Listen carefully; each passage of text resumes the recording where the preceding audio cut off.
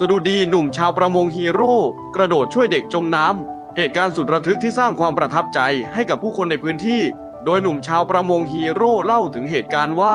ในขณะที่กำลังซ่อมเรืออยู่ใกล้ๆท่าเรือตะเสะอำเภอหาดสำราญจังหวัดตรังจู่ๆภรรยาก็รีบวิ่งมาตามให้ไปช่วยเด็กๆที่กำลังจะจมน้ำเขาไม่ลังเลกระโดดลงทะเลช่วยชีวิตเด็กชาย2 คนโดยไม่คิดถึงอันตรายใดๆทั้งสิ้นหลังจากช่วยเหลือเด็กทั้งสองขึ้นมาจากน้ำได้อย่างปลอดภัยหนุ่มฮีโร่ก็กล่าวเพียงว่ารู้สึกดีใจที่ช่วยชีวิตเด็กๆได้ขอแค่เด็กๆปลอดภัยก็พอแล้ว